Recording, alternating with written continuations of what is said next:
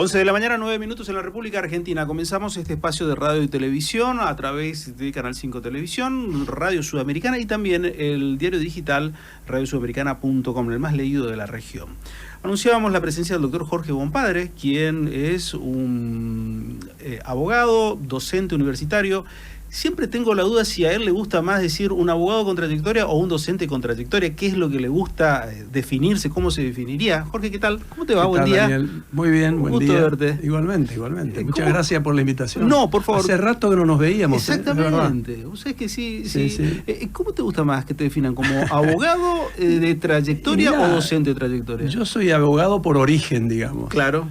Y empecé también al mismo tiempo, inclusive empecé antes de ser abogado, ya empecé la carrera docente, como auxiliar de segunda, en aquel momento del doctor Miranda Gallino, ¿te acordarás? Sí. ¿No es cierto? Y después en la cátedra del doctor Contreras Gómez, pero ya era alumno, ya, digamos, ya haciendo mis primeros pasos en la Facultad de Derecho en aquellos tiempos, ¿no? Ajá. ¿Y alguna de las dos preferencias o las dos van de la mano? Sí, el abogado identifica más aquel que litiga, el que está en la calle, trabajando en los corrillos de tribunales. En cambio, el docente universitario tiene otra impronta, digamos, otra característica. Bueno, lo particular de este año, en la palabra del propio ministro de Justicia de la Nación, fuiste convocado para integrar una comisión de redacción del Código Procesal Penal. Penal. Sí, Código Procesal Penal. No, Código Penal. El Código Procesal Penal corresponde a otra comisión, no es de nuestra competencia. Son dos cosas distintas. A ver. Te explico. El ministro dirige las dos, obviamente. Sí. Él encabeza las dos. Claro. La comisión en realidad no es para la elaboración de un código procesal penal federal, sino la implementación del que ya estaba. Del que ya está en vigencia. Claro, solamente se utiliza en Salta y Jujuy. Exactamente. En esa jurisdicción. Exactamente. Y ahora, bueno, se piensa hacer lo mismo en Rosario el 6 de mayo y después en las demás jurisdicciones del país. O sea que la idea del gobierno hoy, que incluso me lo ha dicho el propio ministro, es implementar el Código Procesal Penal Federal en toda la jurisdicción, en todo el país, efectivamente. Eso es un tema que tiene una comisión que está trabajando en eso, asesores, etcétera. Sí. La que yo integro es para la elaboración de un nuevo Código Penal de la Nación, que es la parte sustantiva, digamos, del derecho, ¿no? Claro. Entonces... ¿qué modificaciones? Porque una de las cosas controvertidas que se vio en la última vez, en esta última semana, tiene que ver el tema de menores. Claro, pero también eso es otra cosa. Claro. El tema de menores va por una vía distinta, que yo creo que patrocina o corresponde a la competencia del Ministerio de Seguridad de Patricia Bullrich, claro. Que también el ministro está, ¿no? El ministro de Justicia. Claro. Lo que pasa es que eso va por una ley especial hasta el momento. Ajá. Se pensó en un momento que el régimen penal de menores, que hoy, digamos, está en vigencia por una ley especial, de la época de Videla es la ley, Te comento esto. Es una ley muy antigua. Más de 40 años. Sí. Porque Videla dejó 81, 81. Es muy vieja la ley. Y quedó en vigencia, sigue en vigencia, con algunas reformas, ¿no es cierto?, que se realizaron.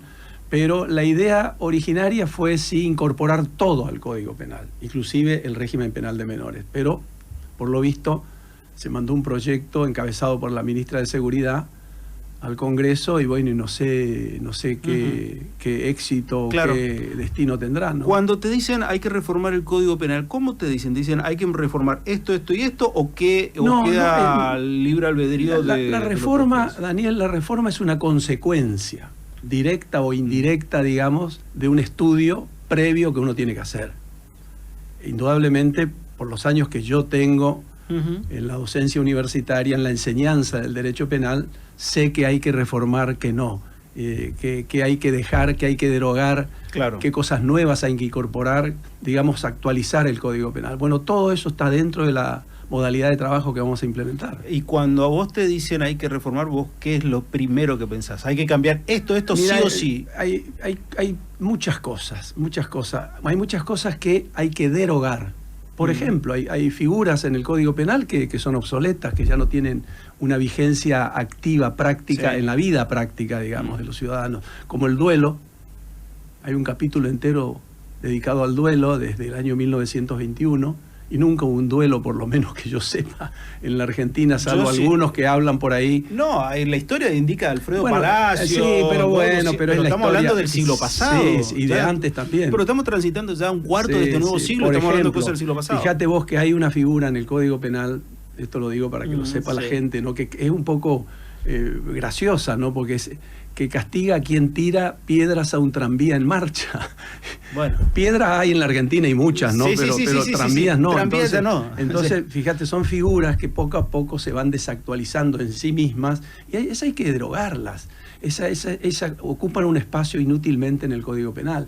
Tenés la excusa absolutoria, es decir, la no aplicación de una pena en los delitos patrimoniales que se cometen en el ámbito familiar. Eso hay que regular también, o derogar, o reformar, o mejorar esa disposición que en este momento, por ejemplo, por las reformas que tenemos del Código Civil, del nuevo Código Civil y Comercial de la Nación, en las relaciones de familia, bueno, esta norma ha quedado en desuso prácticamente, porque no abarca las nuevas relaciones familiares. Claro. Entonces todo eso hay que reformar. Hay muchas cosas, Daniel. Va a ser un trabajo bastante extenso y bastante grande, ¿no? Cuando hablamos del Código Penal también vemos el avance que ha tenido la tecnología y los nuevos delitos. Claro que sí. ¿Eso también se contempla o ya está contemplado? No. Hay una ley, la 26388, que es del 2008, es la última reforma que tuvo el Código Penal en materia informática. Y abarcó algunas figuras, pero hay muchas otras que no están, que ya están vigentes en el orden. Vos me estás hablando de 2008. 2008. Pienso, por ejemplo, que, estamos hablando de... El acceso ilegítimo a una comunicación electrónica, por ejemplo. Eso está en el Código Penal como una violación de un secreto, digamos, dentro del ámbito de intimidad de estos títulos que tiene el Código Penal actualmente, pero faltan muchas otras importantes. ¿Las estafas con monedas virtuales? No está. Ojo, si decimos estafa, la estafa está. Claro. Ya sea con una moneda física, una moneda virtual o con lo que sea, está. Pero yo creo que hay que establecer algún artículo en especial que no sea tan forzosa el encaje de un hecho con una moneda virtual, por ejemplo, o con estas estafas que hay. Con billeteras virtuales también, o como lo que se hace actualmente, que te hackean el WhatsApp. La estafa en sentido general es muy abarcativa en este sentido. Entonces, yo creo que hay que o dejar la estafa como está, porque la abarca este tipo de figuras, de fenómenos actuales de la informática, o bueno, ver, que seguramente eso habremos de estudiar en su momento, ver si introducimos un nuevo artículo más específico sobre esta materia, fundamentalmente, particularmente, ¿no? Pero fíjate vos, hay otras figuras que son muy importantes, que se están sucediendo y que está creciendo estadísticamente, no solamente en la Argentina, sino en toda la región de Latinoamérica, ¿no? Que es el sexting, por ejemplo, que es la difusión de imágenes sexuales que se toman adolescentes o adultos, lo que fuera, y se las difunden por las redes sin el consentimiento de la otra parte. Por ejemplo, eso no está legislado en la Argentina. Claro, porque lo que te dice es... Te doy como ejemplo. Claro, porque lo que te dicen es, yo puedo, porque está dentro de mi dispositivo. O sea, la comunicación me la envió a mí y yo la difundo. Sí. Y el otro te dice, sí, pero no fue con mi consentimiento. Sí, está bien, claro, pero era mío, lo que no pasa tuyo. Que, claro, ese es un caso que también yo le hice una crítica bastante fuerte a toda esta situación en su momento en alguno de mis trabajos. Pero hay muchas otras, por ejemplo, el hostigamiento, el acoso callejero, que ya, por ejemplo, el Código Español lo acaba de incorporar a fines del año pasado, con una ley de reformas, y muchas otras, el robo de identidad para cometer estafas, tantas cosas hay. ¿Entendés? Que inclusive los expertos informáticos seguramente habremos de recurrir a algunos de ellos para que nos ayuden en este trabajo, para incorporar lo mejor posible, es decir, a fin de respetar sobre todo el principio de legalidad, ¿no? ¿No es cierto? Y bueno, estamos en esa tarea. O sea que en los últimos años, bueno, por diversos hechos, siempre escuché una suerte de discusión que se da mucho en el ámbito penal sobre la asociación ilícita. En esta posibilidad, este momento de pleno reforma, ¿piensan en eso, en modificar algo vinculado? Mira, la asociación ilícita, en cierta forma está bastante bien introducida, bien redactada, digamos, en el actual Código Penal. Veremos en su momento si encaja o no en las acciones terroristas, es decir, en las bandas criminales que hoy, digamos, están apareciendo en el sector del narcotráfico, en el sector del lavado de dinero, es decir, de la financiación al terrorismo, bueno, que se acaba de reformar, inclusive una ley reciente de hace poquito, del mes pasado, que se sancionó una ley también por un proyecto del gobierno actual, donde se reforma el delito de lavado de dinero y la financiación al terrorismo. O sea que son temas todo que lo vamos a revisar, lo vamos a mirar, y bueno, es muchísimo el trabajo, te insisto con esto, porque, claro, porque a ver, cada vez que hablamos vamos a ir, digamos, viendo mucho más fenómenos que tenemos que trabajar, ¿no? ¿Tienen una temática, un techo en la temática para poder reformar? No, en principio no. El techo que tiene una reforma del Código Penal es la Constitución Nacional, es decir, toda reforma. Pero yo siempre digo, Daniel, y esto le digo a mis alumnos también, que el Código Penal no soluciona todos los conflictos sociales. El Código Penal, el derecho penal, es digamos eso, el último refugio, por decirlo de algún modo, el último recurso que tiene el Estado para solucionar un conflicto. Acompaña, ayuda, contribuye a solucionar los conflictos, pero no es la única herramienta que tiene que tener el Estado o utilizar el Estado para dar una solución a ese conflicto. Para eso están otras alternativas, para eso están las políticas públicas. Que no se utilizan en realidad, porque claro, siempre vemos que se va a esa última instancia. Exactamente, entonces, y ese es un error. Es decir, yo siempre digo, y sostengo esta idea desde hace muchos años, de que un código penal que no vaya acompañado por una política pública que lo sustente en la vida de todos los ciudadanos, en la vida social, y bueno, tiene muy poco que hacer. Se amontona como digamos, se realiza como un montón de papeles que en definitiva no sirven para nada, ¿no? Se está buscando respuestas en lugares que en realidad no deberían estar para eso, para esa parte. Me quedo, vos sabés que lo que recién estabas diciendo, en una parte de la interpretación de lo que suele decir Horacio Rosati. Dice, los problemas no tienen que estar resolviendo todo la Corte. Un montón de otros problemas. Sí, por supuesto, para eso están los tribunales inferiores. Que se tienen que resolver antes. Claro, se pueden resolver antes y que damos mensajes de esa naturaleza. En sentido procesal, obviamente, en sentido de resolución de conflictos, la Corte también es el último paso, la última instancia que tiene el ciudadano, pero bueno, la Corte también tiene que tener en claro de que debe responder a los ciudadanos. Sí. No una Corte excepcionalísima donde sea tan difícil como hoy ingresar, digamos, a través de un recurso extraordinario, ¿no es cierto? Ahora, pero bueno, tiene algo de razón también Rosati en eso que decís. Recién estábamos hablando, cuando comenzamos esta charla, hablabas sobre tu época de estudiante, que comenzabas con la docencia, y siempre ato un poco lo que ha pasado y los cambios que se han producido en cuanto a la sociedad, en muchos aspectos. Hoy dialogaba y sobre el tema del periodismo, decíamos cómo cambió el periodismo, uno miraba 20, 30 años atrás y cómo cambió.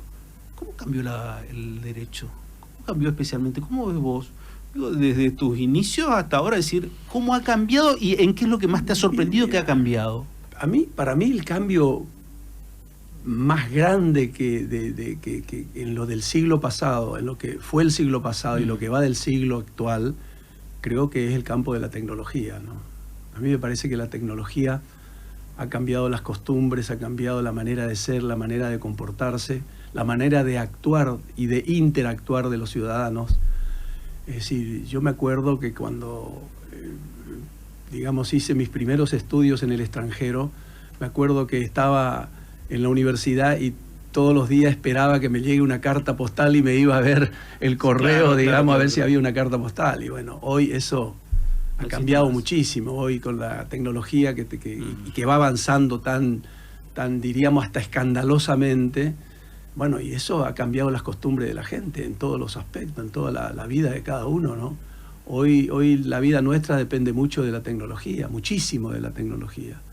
Entonces eso indudablemente es muy difícil regular desde el punto de vista del derecho, que no es una ciencia exacta, es muy difícil regular este tipo de actividades, porque son actividades que están en el aire, es decir, no son actividades físicas, no, es un ser humano el que está atrás, pero la máquina es otra cosa. Entonces es muy difícil, digamos, implementar una regulación que sea específicamente exacta, ¿no? Claro, y el derecho como regulador de conductas de la misma sociedad, ¿cambió tanto el hombre con la tecnología? Yo creo que ¿cambió sí. los conflictos tanto? Yo creo que sí, que el hombre ha cambiado. Bueno, está a la vista, los adolescentes, la juventud de hoy,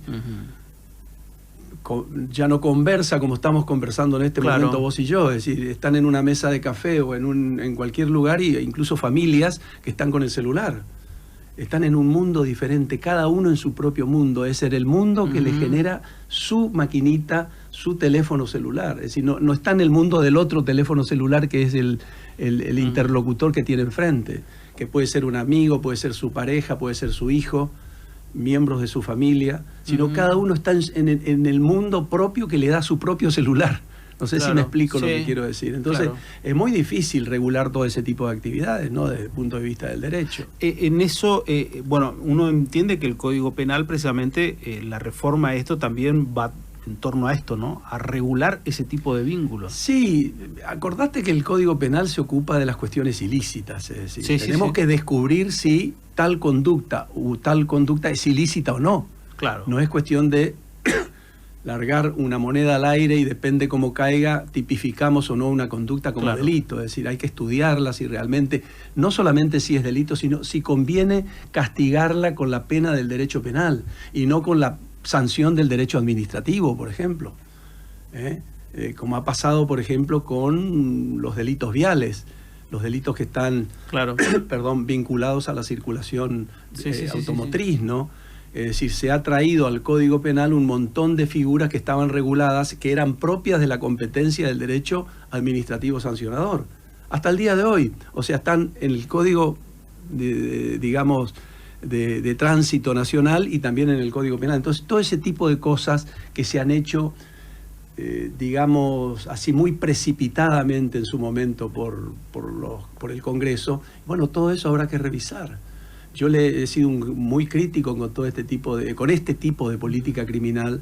Es decir, la política criminal, como dicen los españoles, que funciona al tontón del telediario, digamos, es decir, a través del impacto que el fenómeno o el hecho causa en una sociedad, un homicidio, una violación en manada, como ha pasado, por ejemplo. Pero me acuerdo de las reformas de la denominada Ley Bloomberg. Bueno, ese es un ejemplo de una legislación precipitada e inútil, porque no ha tenido ningún efecto disuasivo, digamos, en la delincuencia de los delitos contra la vida o contra la integridad de la persona. Es decir, se siguen cometiendo homicidios, se siguen cometiendo robos, que se van a seguir cometiendo aunque vengan muchos más Bloomberg.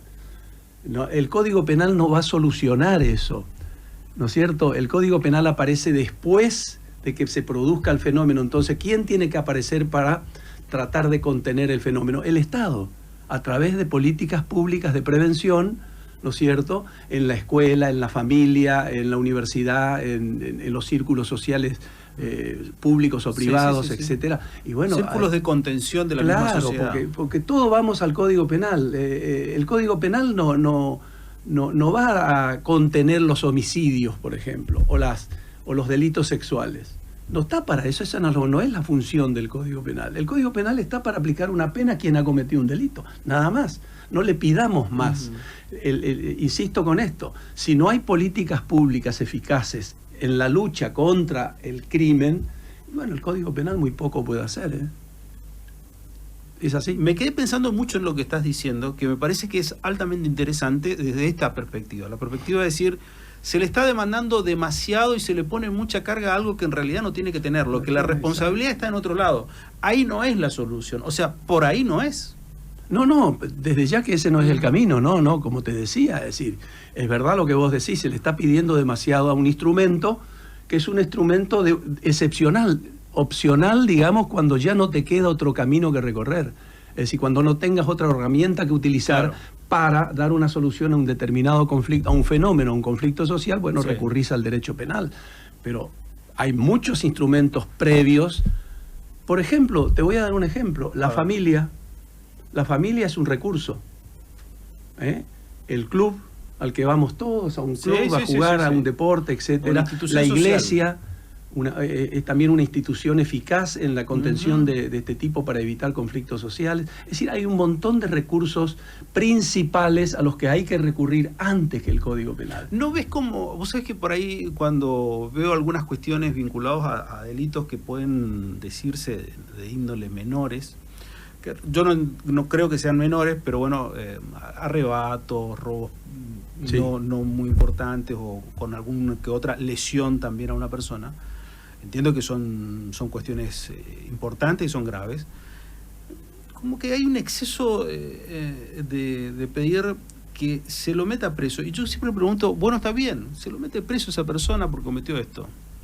Perfecto. ¿Cómo sale después? ¿O qué hacemos? Sí, la cárcel hay una suele ser, mirada muy corta de las cárcel cuestiones. suele ser una maquinaria muy perversa, ¿no?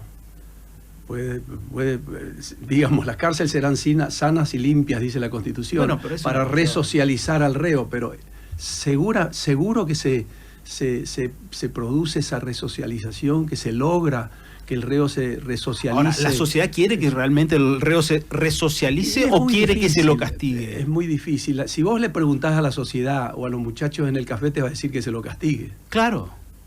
La sociedad sociedad siempre busca un efecto venganza, digamos. Este tipo robó, fíjate vos las intervenciones de los vecinos cuando agarran a un... De lo peor. Lo peor. Una suerte de linchamiento, digamos, Cada vez que veo eso entiendo claro, que es una involución de la sociedad. Pero totalmente, claro, absolutamente. Es decir, la reacción privada está suplantando a la pena estatal, ¿no? Entonces, imagínate vos que si terminamos en eso, vamos a estar viviendo en una selva, en la selva del más fuerte, y lo cual no es posible en un Estado constitucional de derecho. Sí. Ahora, yo te decía una cosa, suelo decir, decía la vez pasada inclusive, que cuando estudié un tiempo en Italia, en la ciudad de Florencia, el profesor Marinucci, me acuerdo de esta frase de él, ¿no?, que me quedó en la memoria. Él decía que siempre es mejor una política social eficaz que la política criminal. Y tenía razón, es decir, es un poco lo que estamos hablando. Claro. Recurrir siempre al Código Penal. Ahora, indudablemente, vos a lo mejor te estás preguntando, o algún oyente se está preguntando, y bueno, entonces, ¿para qué se reúnen en una comisión para reformar algo que...? No es así. La ley tiene que estar. Tiene que estar. El Código Penal tiene que estar actualizado, porque es un rebote de soluciones que en algún momento se utiliza. Peor es no tenerlo. Y si lo tenemos, tratemos de tener el mejor Código Penal posible, digamos. Esa es la idea. Para eso se formó esta comisión, que estamos trabajando para eso, ¿no? Para lograr tener un Código Penal que tenga alguna utilidad para la sociedad. Y el dato particular, el único hombre del interior, sos vos. Ah, sí. Yo tuve la fortuna, para mí fue una distinción, una sorpresa, pero al mismo tiempo una distinción muy grande y una alegría también, ¿no? Indudablemente, que en la primera reunión que se elijan autoridades, todos se pusieron, y todos, te digo, porque eran todos porteños. Sí, los vi. Como hay muchos amigos míos, obviamente, que conozco de muchos años. Está el profesor Borinsky, que vos habrás oído nombrar como periodista. Integrante de la Cámara. Es presidente de la Cámara de Casación Penal. También integra la comisión. Y todos votaron mi nombre como presidente de la comisión, lo cual para mí y para la provincia de Corrientes, que es la primera vez que un provinciano y un correntino integra y preside una comisión nacional, para este tipo de trabajo que es tan importante para el país y para la provincia de Corrientes, bueno.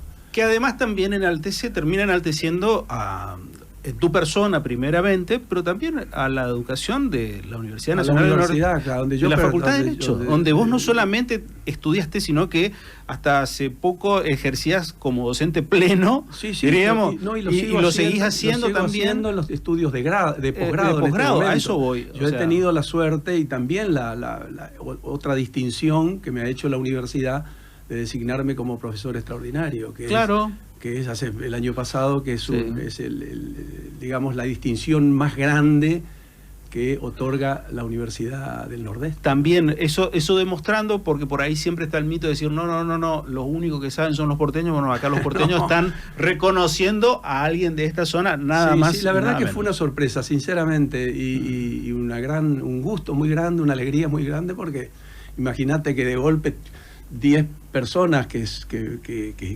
pertenecen al Claro. mundo de la penalística actual, contemporánea, digamos, decidan, no, tiene que ser el doctor Bompadre el presidente. Bueno, Que encima, además también para cerrar Una- eso, es decir, una bueno, distinción no grande. vino ni de la mano ni de la política ni de nada, vino No, no. exclusivamente de la cuestión del derecho nada, y de absolutamente, conocer no, el ámbito de derecho. además vos me conocés muy bien. Sí. Yo de política no hablo. No es que no hablo, sino que nunca me he metido en la política. Claro. He sido No sos crítico un muchas libertario de pura cepa de heredamos. No. Soy, Sí, no. soy digamos, un defensor del Estado constitucional de derecho. Sí. Lo he hecho toda mi vida. Sí, es así. Me alegro mucho, la verdad, Bueno, una distinción que me muchas parece gracias. no menor, me parece sobresaliente y que hace un reconocimiento a tu mérito académico, tu nivel de conocimiento y además también como profesional del derecho. Por eso también queríamos entrevistarte y para transmitirte muchas gracias, personalmente gracias. esto. La mejor de la suerte en este emprendimiento. Bueno. La verdad, Veremos a ver dónde terminamos, porque vos sabés que siempre está la pata política de por medio, que bueno, ya no es de nuestra competencia. pero yo creo que... Vamos a trabajar, yo creo que sí. Yo creo que hay que disfrutar el hecho de decir también esto, ¿no? Y estoy trabajando con un grupo de gente, de juristas notables, grandes personas, así que espero que salga un buen código penal. Eso esperemos. Gracias, Jorge, por venir, es muy Gracias. amable. El doctor Jorge Bompadre con nosotros. Nosotros finalizamos este espacio de radio y televisión. Ya seguimos después de la pausa. Gracias.